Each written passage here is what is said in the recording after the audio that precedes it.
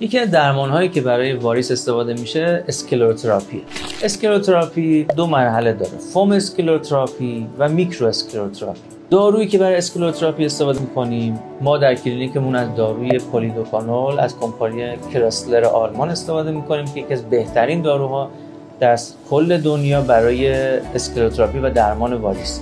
اسکلروتراپی چی کار میکنه؟ میاد در دیواره رگ‌هایی که خراب شده هستن، رگ‌هایی که مثل مرداب توش خون جمع شده، خون کثیف جمع شده، التهاب در جدار رگ ایجاد میکنه و اون رگ رو دچار التهاب میکنه و یواش یواش رگ خراب نارسا جذب بدن میشه و اون رگ محو میشه.